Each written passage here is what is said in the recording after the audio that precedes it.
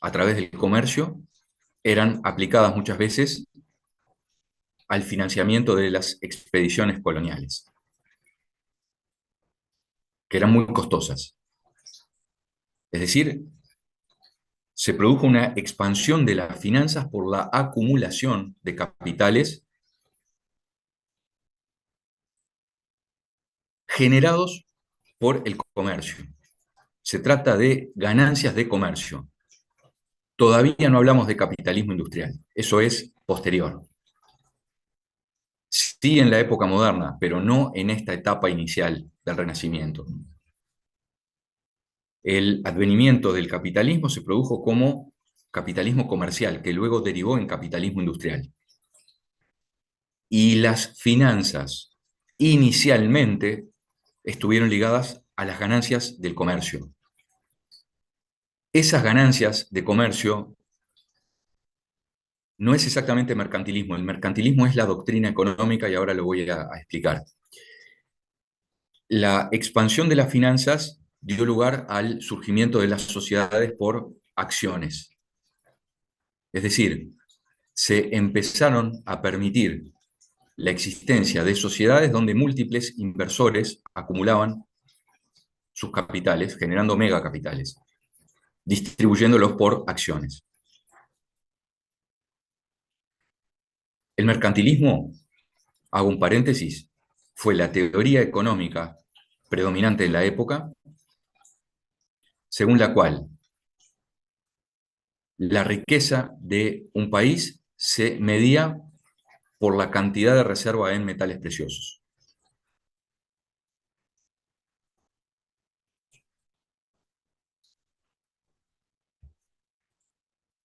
Entonces, las finanzas se expandieron mediante las sociedades por acciones y además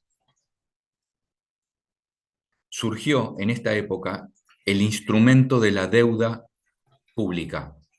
Los estados pidiéndole dinero a los particulares, emitiendo bonos, es decir, los estados financiando sus actividades a través de los capitales privados, tomando capitales privados que se transformaban en deuda pública que el Estado después pagaba a través de los bonos.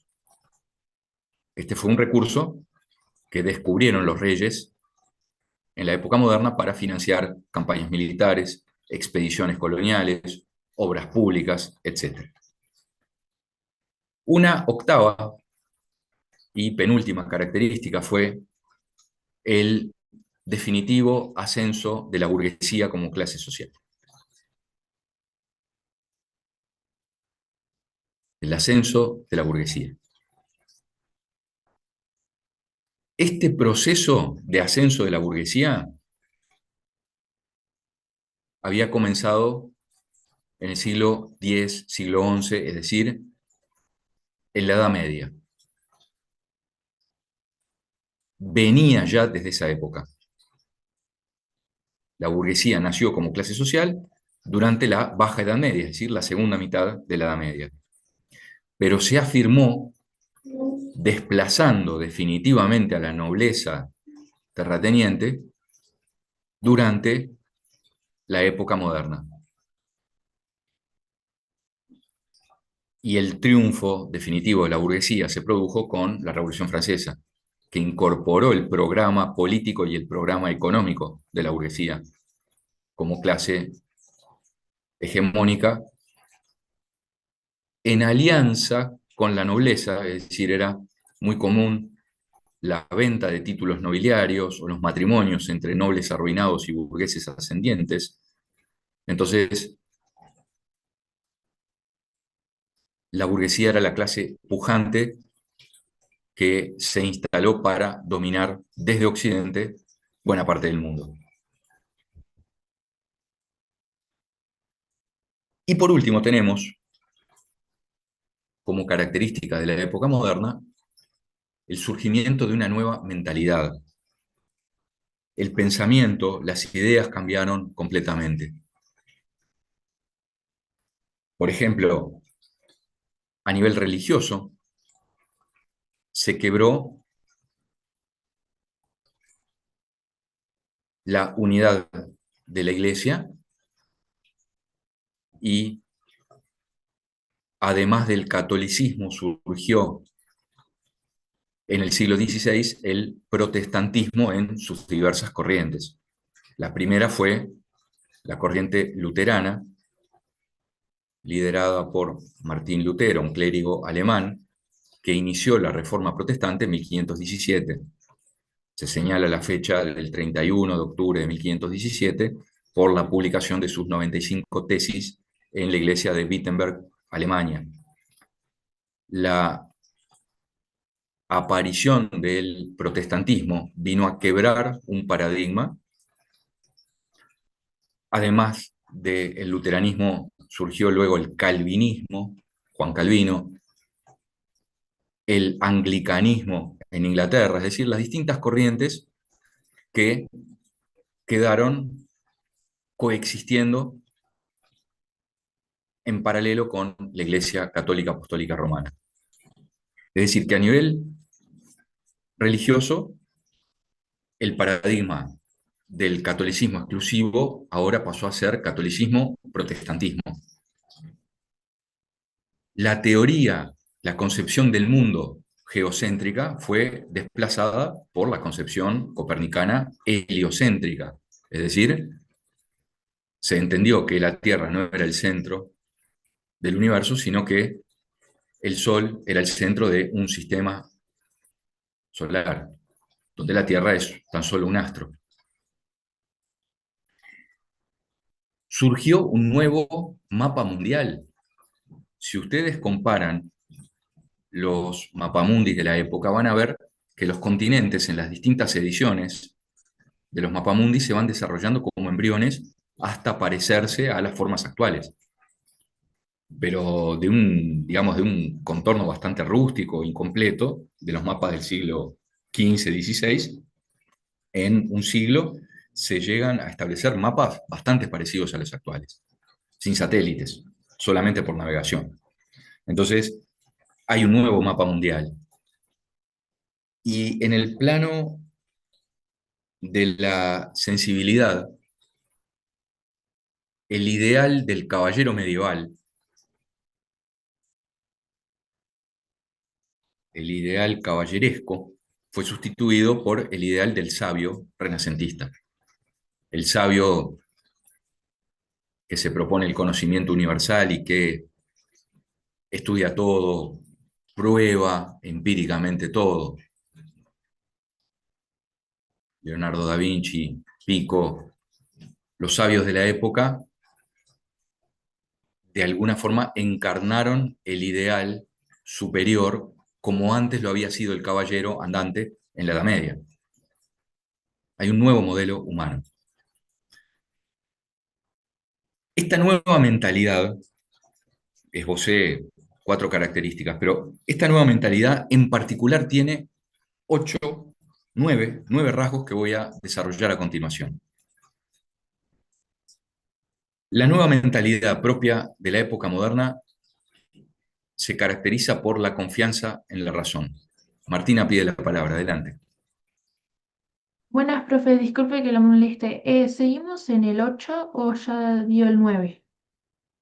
El punto 8 que tenía es el ascenso de la burguesía, 9, nueva mentalidad. Y mencioné unas líneas generales. Y ahora voy a decir 9 características del punto 9. No Ok, los quiero confundir, gracias. pero es para que ustedes en el punto 9, nueva mentalidad, tengan una introducción, que es lo que les dije: catolicismo, protestantismo, geocentrismo, heliocentrismo, nuevo mapa mundial, ideal del sabio. Esta nueva mentalidad tiene las 9 características siguientes. Yo les hablé de 9 características del mundo moderno. La novena característica es una nueva mentalidad, que a su vez tiene, por casualidad, coincide el número 9. No, no es que esté jugando a cábalas numéricas, créanme. Primero, el primer rasgo de esta nueva mentalidad es la confianza en la razón. el ser humano redescubrió, entre otras cosas, no se olviden que nos encontramos históricamente en la etapa del Renacimiento, redescubrió el valor y la importancia de la razón que en su momento habían exaltado los griegos. ¿Se acuerdan cuando los griegos hablaban del logos? Logos es sinónimo de razón, de lenguaje. Y el logos es la virtud, la cualidad que diferencia al humano con respecto de los demás seres, la razón. En esta época, en el comienzo del mundo moderno, el ser humano redescubre la potencia, la posibilidad de su razón. Segundo, esta nueva mentalidad se caracteriza por una concepción diferente de la vida terrenal. Algo que les mencioné, o les mencionamos en su momento, no recuerdo si lo hice yo o el escribano Sorensen, sobre la revalorización de la vida terrenal a fines de la Edad Media.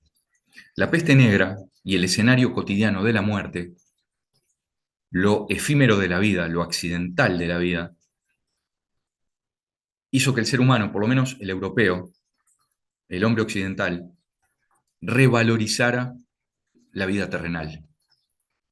Y eso, en el contexto del Renacimiento y en el contexto de la corriente de sensibilidad predominante durante el Renacimiento, el humanismo, hizo que la vida terrenal pasara a tener un sentido mucho más importante que en la Edad Media, donde era solo un momento de tránsito hacia la vida eterna en el reino de Dios. Es decir, esta vida aquí y ahora pasó a tener una importancia mucho mayor. Otra característica, una tercera característica de la nueva mentalidad es el rechazo del pensamiento irracional.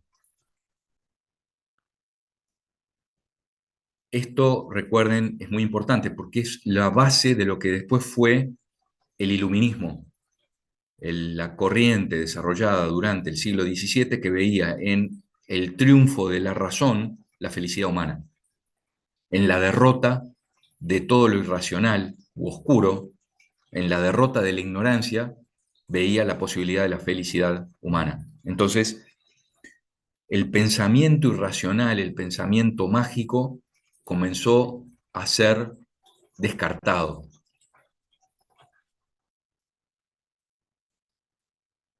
Una cuarta característica de esta nueva mentalidad, la digo y después voy a la palabra con Rafaela, fue la necesidad del libre examen. La necesidad del libre examen. La voy a explicar ahora. Antes, Rafaela, tenés la palabra. Gracias. Mi pregunta es que si rechazan el mágico y la- el que no es el racional, pero y cuanto a la cuestión de que empiezan a valorizar mucho la cultura greco-romana y también la mitología romana y griega, esto no sería algo mágico que no es de la razón. ¿Cómo se ubicaría eso? Es un poco contradictorio, Es ¿no? interesante la pregunta. Es interesante la pregunta. Eh, los renacentistas fueron grandes admiradores de la cultura greco-romana, de la cultura en general, que incluye lo religioso, pero no por esto adoraron a los ídolos paganos. Es decir, que es cierto que valoraron la cultura griega y las realizaciones romanas, pero no en sus aspectos mitológicos, no en la parte irracional, sino a través de las realizaciones en la ciencia, eh, a través de otro tipo de realizaciones conectadas con el uso de la razón. No sé, Rafaela, Gracias. si con eso, perfecto. Sí, Les entendí. decía que Es una... como ellos estudian la cultura, no que se acreditan en ella. Esa es la Exacto, punta. exacto. Exactamente, exactamente. Es eso. No es que hayan regresado al Olimpo, les gustaba la cultura griega, pero no por eso volvieron ellos también al Olimpo, no. Estudiaron cómo los griegos progresaron, cómo los griegos tuvieron realizaciones magníficas, como los romanos también las suyas, pero eso no implicó un viaje hacia atrás, sino que construyeron su propio conocimiento a través de la ciencia moderna, que es profundamente racional, objetiva y a la vez empíricamente verificada. Gracias. Una cuarta, con mucho gusto. Una cuarta característica fue la necesidad del libre examen como criterio del conocimiento. El libre examen. Esto es una consecuencia de la confianza en la razón. Piensen ustedes en la conexión existente entre esta premisa, el libre examen, y la reforma luterana, en cuanto invita al contacto directo con las Sagradas Escrituras y al análisis directo y al conocimiento directo, sin intermediarios, de las Sagradas Escrituras, en una especie de libre examen. El libre examen es una característica general de una nueva mentalidad, que tuvo un resultado concreto a nivel religioso en la Reforma Protestante, porque una de las premisas de la Reforma Protestante es el libre examen de los textos sagrados.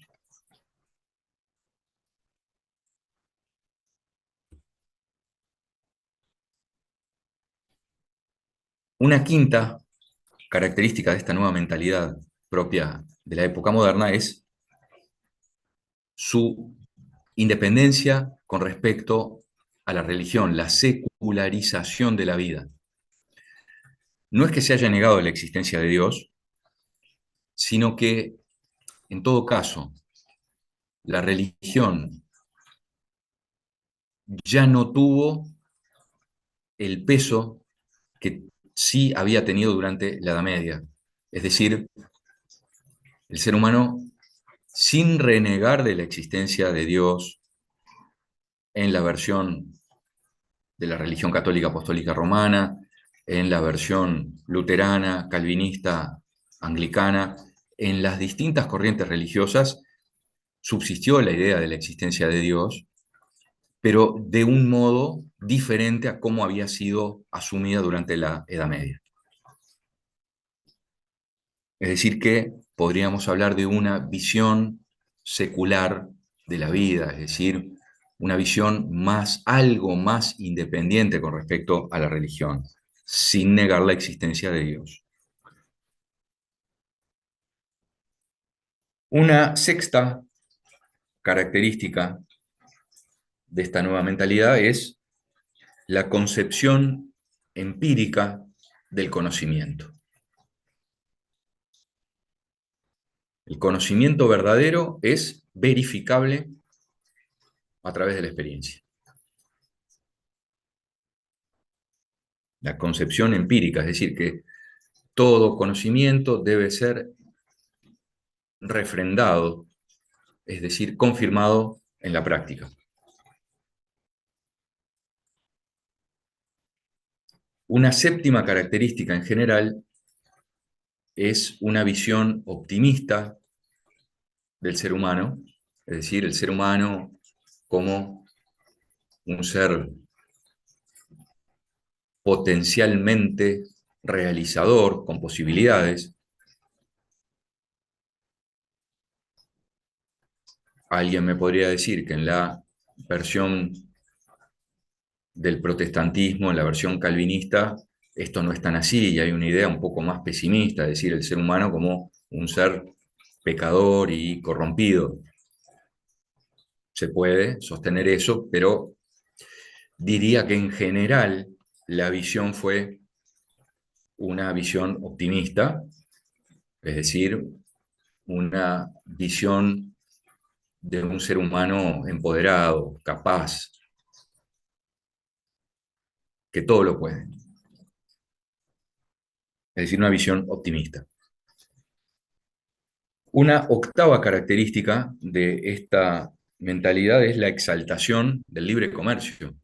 La idea del comercio como un factor de progreso.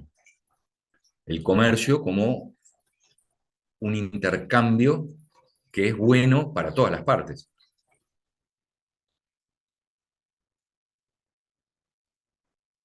En lugar de una concepción autárquica, autosuficiente, cerrada de la economía, se abrió paso a la idea del comercio como un instrumento bueno para todas las partes.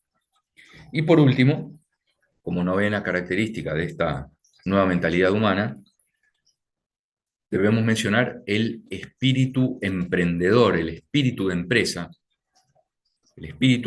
ya sea a nivel público con las expediciones de conquista y a nivel privado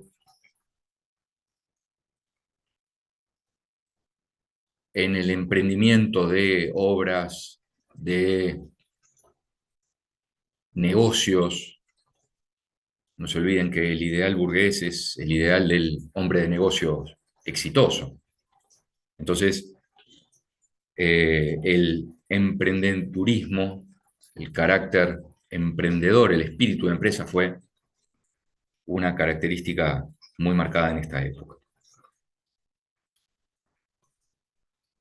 Si repasamos desde el inicio de la clase hasta ahora, primero les di una definición del mundo moderno, después distinguí humanismo y renacimiento, después 9 características del mundo moderno, abriendo en la novena otras 9 características en particular. Vuelvo al plan inicial, vuelvo a la hoja de ruta, para reencontrarnos con un cuarto punto, que es el surgimiento del Estado moderno. Es decir, que vuelvo en nuestra hoja de ruta a lo que señalé, hablaría en cuarto lugar, que son los cambios políticos, el surgimiento de los estados modernos. El Estado como institución tuvo un gran desarrollo en la época romana, especialmente en la época imperial. Antes tuvo una versión distinta en Grecia a través de la ciudad-estado, la polis. Es decir, que en la antigüedad encontramos un estado muy grande, fuerte, en el Imperio Romano, pequeñas ciudades-estado en la Grecia antigua, el nacimiento de los primeros estados, es decir, el surgimiento de las primeras formas estatales, remontan a unos 22, 23 siglos antes de Cristo en el Imperio Babilónico.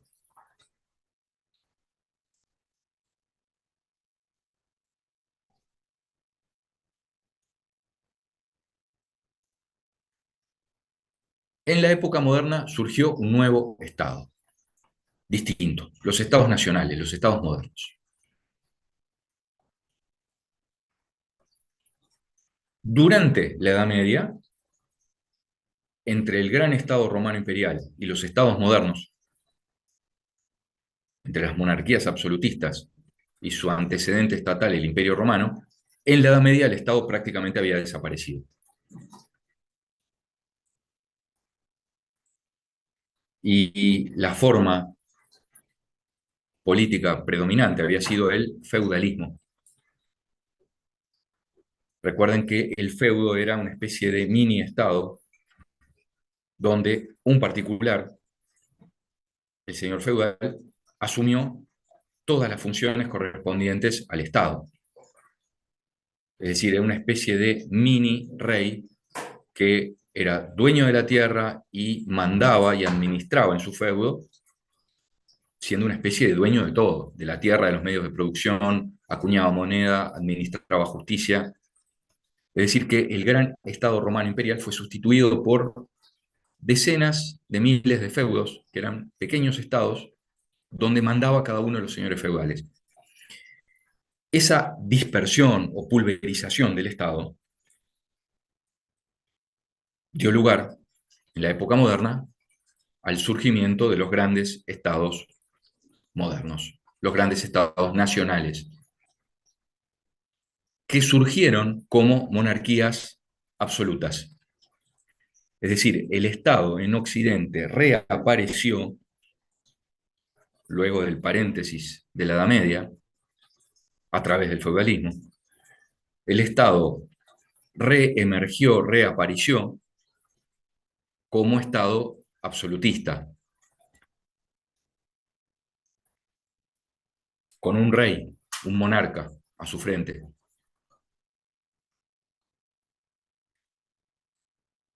Ustedes en general conocen las características del absolutismo monárquico, no me voy a detener en eso, solamente les voy a recordar los tres puntos fundamentales de la doctrina absolutista, el ABC de la doctrina absolutista. Primero, la idea del rey como soberano.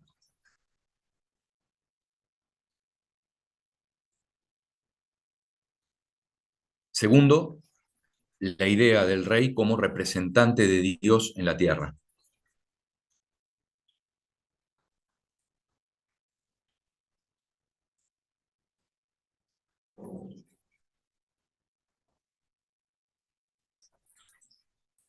Y la tercera idea que conforma la tríada, es decir, el tercer aspecto de la doctrina absolutista es la idea del rey como propietario universal, como dueño de todo. Reitero, el Estado moderno surge en esta época como Estado absolutista. La doctrina absolutista, es decir, la doctrina política del absolutismo, tiene tres grandes premisas que son la soberanía del monarca,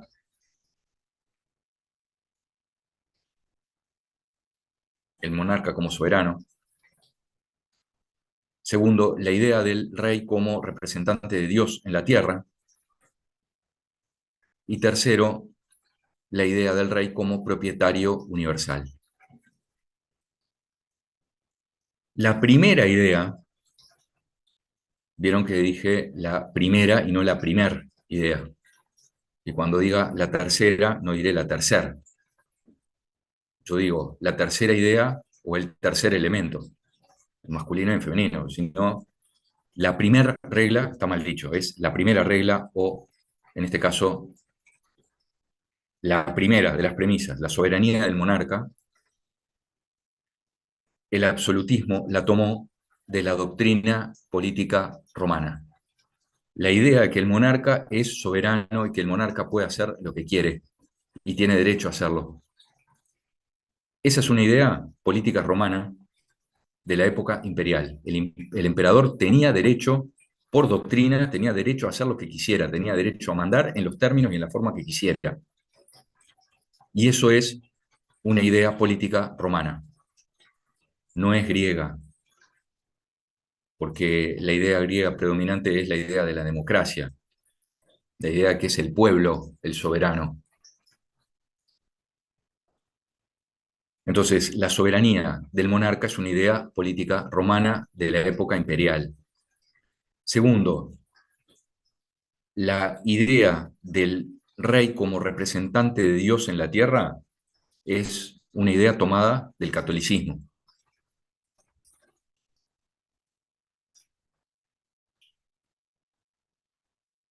Y la tercera idea, que el rey es el propietario, el dueño de todo, es una idea tomada del feudalismo, porque el señor feudal era el dueño de todo.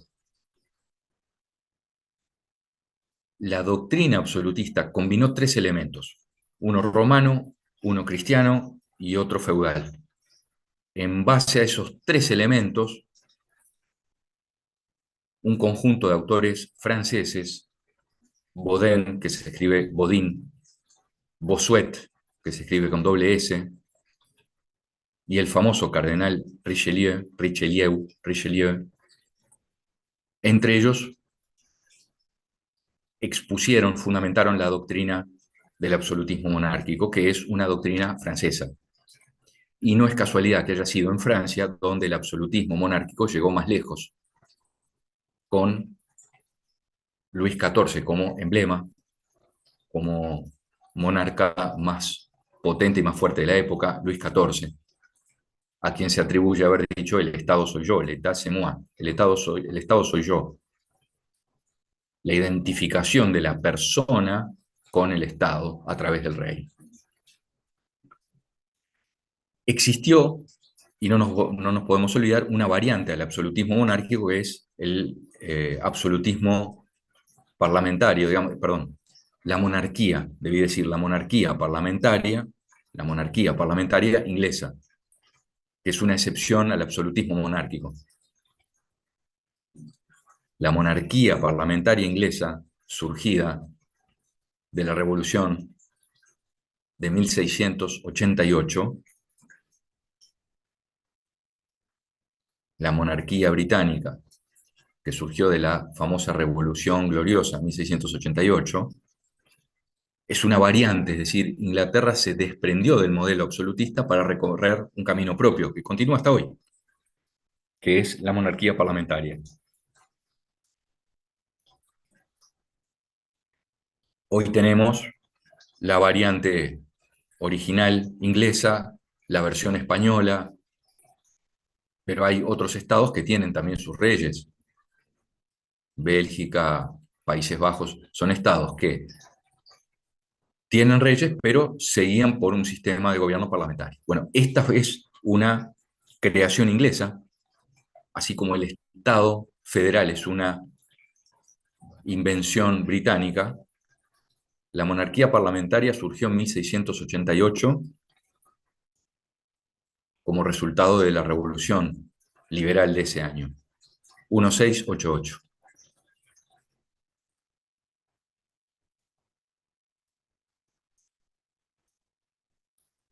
Y reitero, esta es una variante, una alternativa al modelo continental que era el absolutismo aplicado en prácticamente toda Europa, fundamentalmente en Francia. Absolutismo que ustedes saben fue barrido por la Revolución Francesa de 1789. La suerte que tuvieron los Luises fue muy distinta. Luis XIV, Luis XIII ya venía en camino de afirmación de la monarquía. Luis XIV la llevó a su punto culminante. Con Luis XV, Francia se mantuvo y a Luis XVI le cortaron la cabeza. Digamos que esa fue la historia de la monarquía en términos de la dinastía que gobernó Francia y que encarnó en su momento lo más fuerte del absolutismo. Un quinto punto que tenemos para ver son los cambios económicos y sociales durante el mundo moderno. El cuarto punto, el anterior, fueron los cambios políticos, el advenimiento del Estado moderno. Vamos a decir algo resumido sobre los cambios económicos y sociales. Voy a hacer referencia a la agricultura, a las finanzas y a la industria. La agricultura fue hasta la revolución industrial, es decir, hasta bien entrada la mitad de la época moderna, la base de la economía. Es decir, la base de la economía seguía siendo la agricultura, si bien el comercio era muy importante y permitía la acumulación de capitales, la base de la economía seguía siendo la agricultura. No el comercio y no la ganadería todavía, y no la industria todavía. La economía occidental pasó a ser industrial después de la revolución industrial. Pero esto lo vamos a ver la clase que viene, esto es subsiguiente, posterior en el tiempo. Entonces, lo primero, tengamos en cuenta que la agricultura siguió siendo la base de la economía durante buena parte de la época moderna hasta la revolución industrial. En segundo término, respecto de la economía y las finanzas, se produjo por primera vez el fenómeno de la inflación. A ver, no exactamente por primera vez en el sentido que en Roma se conoció y está documentada la existencia de inflación. La inflación es el aumento de los precios, el aumento persistente de los precios. Uruguay tuvo el año pasado una inflación del 4%. Esto significa que lo que costaba 100 hace un año hoy vale 104. ¿Y qué se considera una inflación aceptable? Entre el 2, 3 hasta el 4%. Entre el 5 y el 10% ya es una inflación alta. Y a partir de ahí, una inflación del 32, 33, como tiene Argentina, es una inflación muy alta. Y después tenemos los casos de hiperinflación, como Venezuela y algunos países africanos que tienen 1000%, 2000%, pero son economías que están desquiciadas. Entonces, históricamente, la inflación como fenómeno económico se dio en Roma. Pero en la época moderna, la inflación pasó a ser una característica generalizada, es decir, estructural en la economía de Europa. Los economistas, los historiadores de la economía identificaron el inicio de la inflación en España. No viene el caso explicar por qué, pero esto tiene que ver con la afluencia de metales preciosos en cantidades masivas de las colonias, oro y plata, hacia España y de allí a los centros comerciales, Países Bajos e Italia. La gran afluencia de metales preciosos generó el fenómeno de la inflación, es decir, el proceso continuo de aumento de los precios, que al principio era inexplicable, era algo que se proponían controlar por todos los medios y no podían hacerlo. Es decir que, en relación a los cambios económicos sociales, primero, tengamos en cuenta que la economía siguió siendo de base agrícola. Segundo, que por primera vez en forma generalizada en el mundo se produjo el fenómeno este de la inflación. Y tercero, a nivel de la industria, empezaron a instalarse las primeras fábricas en una especie de antesala o preámbulo de la revolución industrial, de lo que 150 años más tarde fue la revolución industrial ocurrida primero en Inglaterra y después en Europa, más tardíamente en el resto de Europa. Es decir, que empezaron a instalarse las primeras industrias en las grandes ciudades inglesas. Con lo que comenzó a perfilarse una especie de escenario previo para la revolución industrial. Julieta pide la palabra, adelante. Hola, buenas tardes. Quería consultar del punto anterior. En el libro Sí. se menciona que los comerciantes se transforman en usureros y quería preguntarte a qué se refiere con eso. Bueno, muy bien, Julieta. La pregunta tiene que ver con la usura. La usura es el lucro desmedido, es decir, el el cobro de intereses excesivos, abusivos, por parte de algunos comerciantes que se aprovechaban de las circunstancias para enriquecerse a expensas de los demás y empezaron a cobrar préstamos carísimos, préstamos en condiciones de usura. La usura hoy es un delito y tiene que ver con el cobro de intereses más allá de lo legal. Cuando decimos que algunos comerciantes se volvieron usureros, se volvieron abusivos por su espíritu de lucro y empezaron a obtener unas ganancias gruesísimas a expensas de otras personas. Gracias. Con mucho gusto. Finalmente, en lo que tiene que ver con las ideas, voy a destacar dos corrientes de pensamiento, una filosófica y la otra filosófica política. Voy a destacar dos corrientes de pensamiento. La primera es el llamado pensamiento utópico. El pensamiento utópico, y la segunda, el contractualismo. En el plano de las ideas, hay dos corrientes de esta época que merecen ser mencionadas, el pensamiento utópico y el contractualismo. Por supuesto, alguien me podrá decir, pero usted está dando un panorama parcial de la historia de las ideas. Sí, naturalmente, porque hablar de la historia de las ideas en la modernidad me lleva no una clase, sino tres. Y yo aquí solamente estoy dando un punto. Por favor, comprendan que esto es una síntesis de un tema amplio que lo estamos organizando en sus principales aspectos. Por eso es que tomo estas dos corrientes. Primero, ¿qué es el pensamiento utópico o el utopismo? El pensamiento utópico debe su nombre a la obra de Tomás Moro llamada Utopía, publicada en el año 1517. Utopismo viene de utopía. Utopía, la obra de Tomás Moro, un genio, un sabio, un abogado que renegó de su profesión, Tomás Moro, y que terminó ejecutado por el rey Enrique en 1533, entre 1533 y 1534, por negarse a reconocerlo como jefe de la Iglesia Nacional, la Iglesia Anglicana, porque Tomás Moro era un católico ferviente. Se negó a firmar el acta de supremacía. Tomás Moro fue genial porque abrió el camino a una corriente que tenía la genialidad de criticar a la sociedad de su época por elevación, es decir, planteando modelos ideales. Básicamente lo que hizo Tomás Moro en la Utopía fue describir una sociedad perfecta que él confiesa como imaginaria, caracterizada por la igualdad, la libertad, la felicidad de todas las personas, en una sociedad de una isla imaginaria llamada Utopía.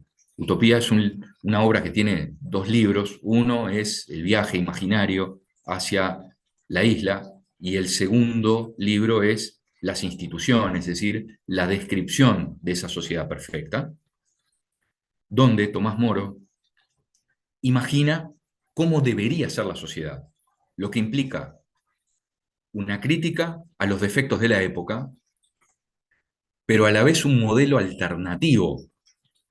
Y para que tengan una idea, suele decirse que la utopía es por definición lo que no se habrá de realizar. Puede ser que en su totalidad no, pero hay aspectos de la utopía que hoy son pilares del derecho, que son principios generales del derecho, como por ejemplo la limitación de la jornada. La primera vez en la historia de las ideas que alguien dijo, las personas deben trabajar 8 horas porque el día tiene 24 horas y el ser humano debe tener 8 horas para descansar, 8 horas para la cultura, la recreación y la familia y 8 horas para trabajar. La ley de 8 horas proviene de esa obra política, la utopía, que nació como un sueño y que hoy es un principio general del derecho. Rafaela pedía la palabra, adelante.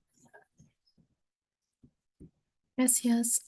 Me gustaría saber, es más una curiosidad mía, pero ¿por qué es más aplicado actualmente la idea de utopía a Karl Marx que a Tomás Moro? No, yo, Rafaela, me permito disentir en el sentido que algunos hablan de la desaparición del Estado, que anuncia Marx como una utopía.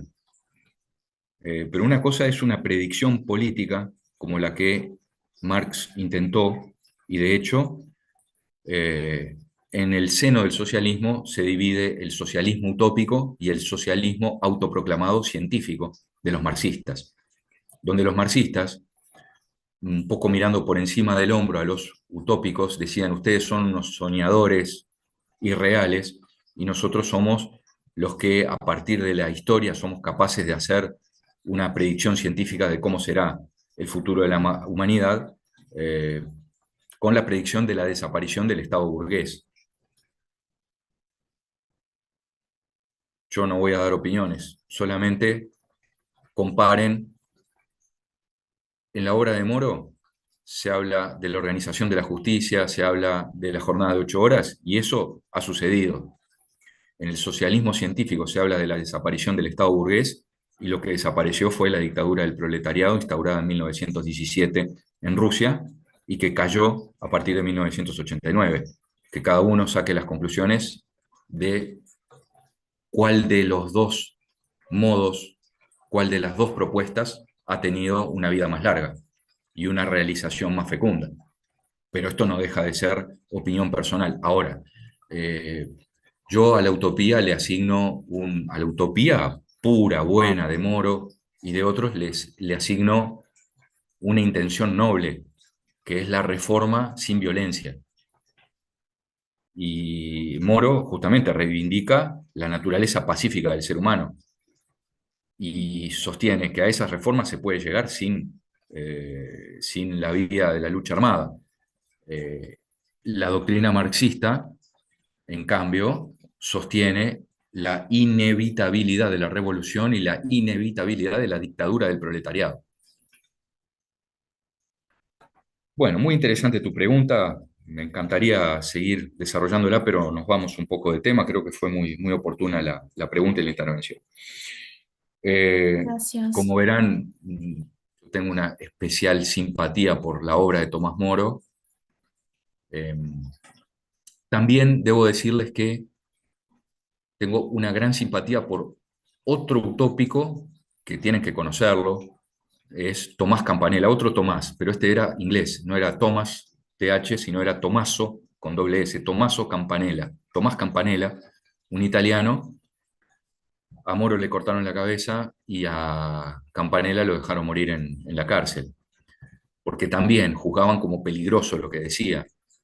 La gran obra de Campanella fue La ciudad del sol, que fue otra utopía, porque a partir de la utopía de Moro fue tal el éxito que cada uno empezó a soñar su propia utopía y la verdad que tenían poco de originales y ustedes, no sé, pueden lograr lo que yo no. Yo intenté leer La Nueva Atlántida de Bacon, intenté 2 veces y no la pude terminar. Me aburrió. Me aburrió porque me parecía la repetición de una técnica ya adelantada por Moro en términos mucho más geniales, mucho más creativos. Entonces, lo que fueron haciendo los utopistas fue plagiar la idea original y exagerar. Y cada vez las utopías eran más voladas, digamos, más altas, en fin. Eh, a diferencia de la obra originaria que soñaba, pero demostró la viabilidad después en aspectos concretos, ¿no? Vuelvo a la ley de las 8 horas. Vuelvo a la reforma del sistema penal. En la utopía ustedes, si se toman el trabajo de leer el libro 2, van a encontrar las bases de cierta humanización del sistema penal, por ejemplo. O sea, cuando digo que era un genio, Moro realmente lo era. Cuentan los biógrafos que él adoraba a su hija, Elizabeth, que le rogó al pie del cadalso que firmara el acta para que no lo mataran. Y él, abrazando a su hija, le dijo, yo no voy a cambiar mis ideas a último momento, y bueno, se estaba despidiendo de la hija que él adoraba y sabía que se quedaba sin padre la hija, pero eligió morir consecuentemente con lo que él había sostenido, ¿no?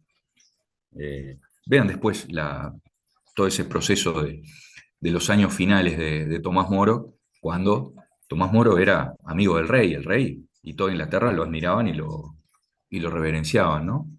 Y entonces el rey, cuando se enteró que Moro no firmaba, se enojó y le mandó una carta y lo invitó a que firmara. Moro le dijo que no. Entonces lo mandó buscar con guardias y lo puso preso en la Torre de Londres y lo tuvo apañado un tiempo y le llevó el acta y Moro dijo que no. Después lo condenó a muerte y le ofreció el acta para conmutarle la pena y le dijo que no. Cuentan que, y esto más que contarlo, en el elogio de la locura, eh, es una obra contemporánea de la utopía, se cuenta que entre Moro y Erasmo de Rotterdam, autor del elogio de la locura, había un intercambio de cartas entre dos genios. Y ni más ni menos, ¿no?, que el autor del elogio de la locura, Erasmo de Rotterdam, considerado como uno de los grandes sabios de su época, siempre terminaba las cartas diciendo adiós, brillantísimo Moro. Y así cerraba la correspondencia epistolar, para que vean quién era en su época.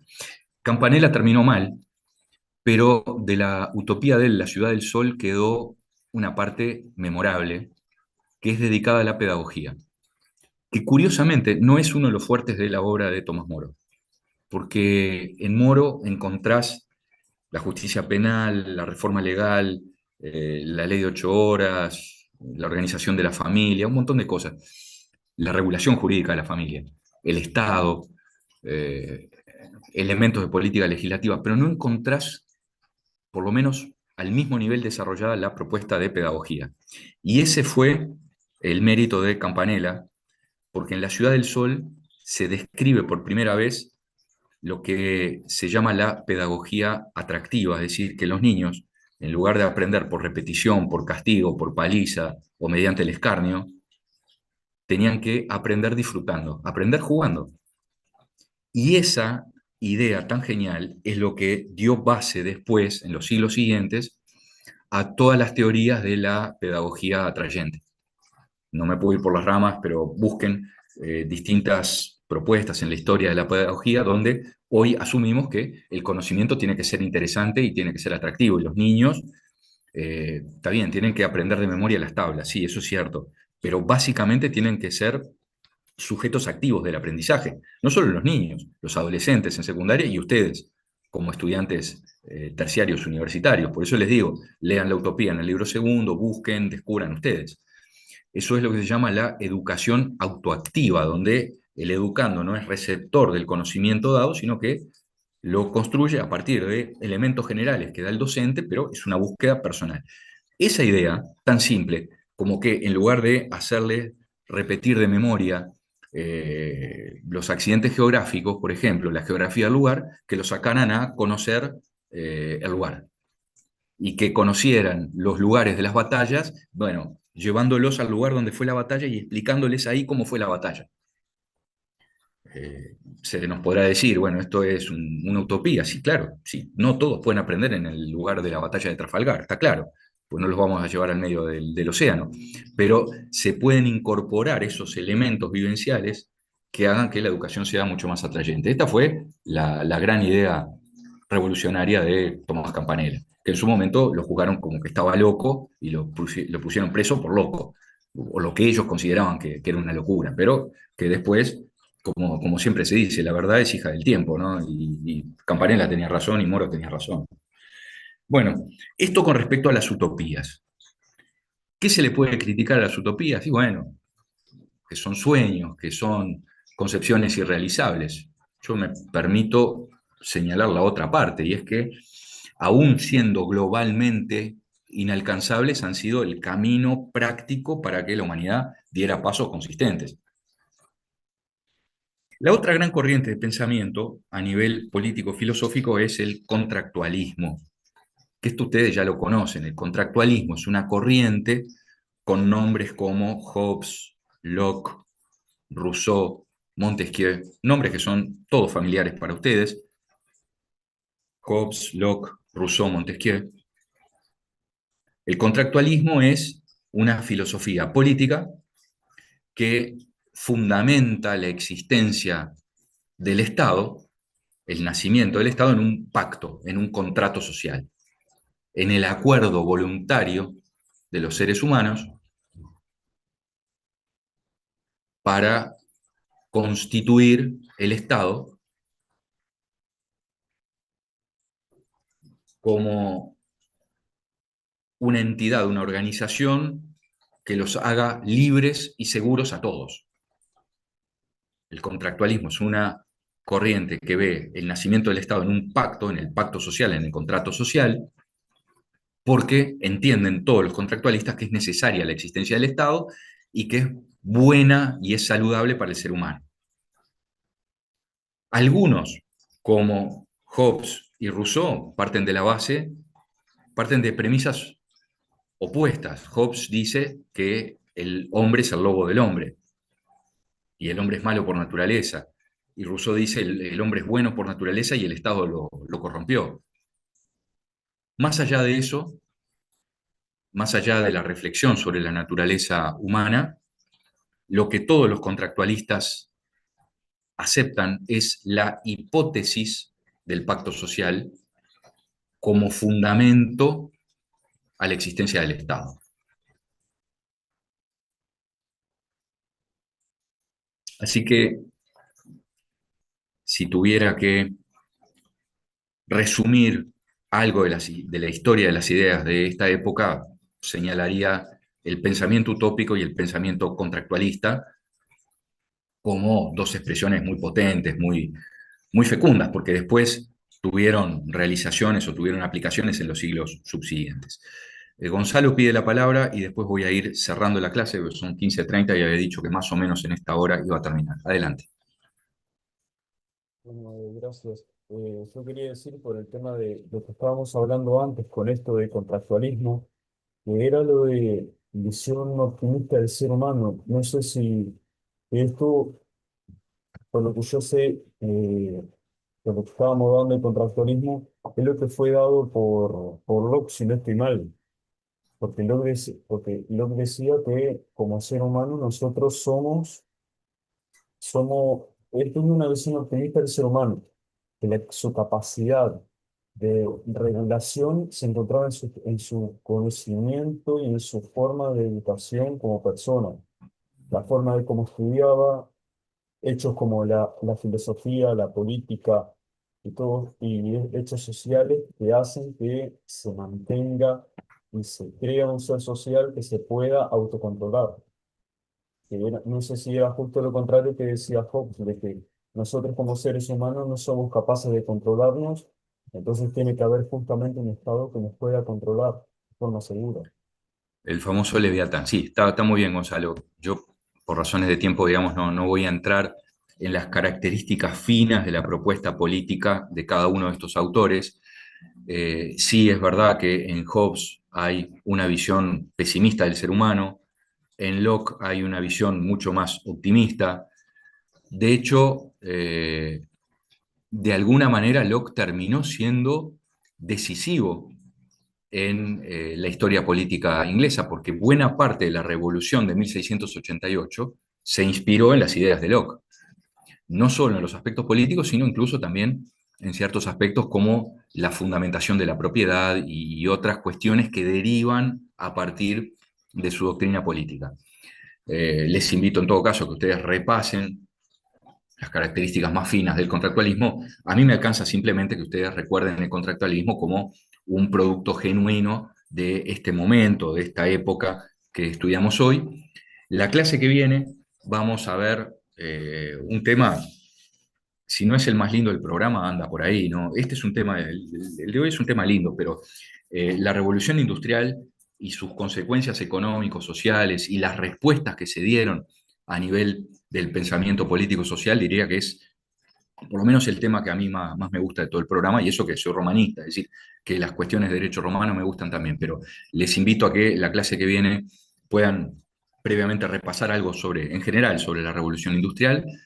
Vamos a ver todo el proceso, a explicar el proceso, qué fue la revolución industrial, cuándo se produjo, por qué se produjo en Inglaterra, qué consecuencias. El tema de la próxima clase, lo que estoy diciendo es la revolución industrial y que sobre eso vamos a trabajar y después ya estaremos en la penúltima clase, ¿no? Nos queda la que viene, una más y luego el parcial final.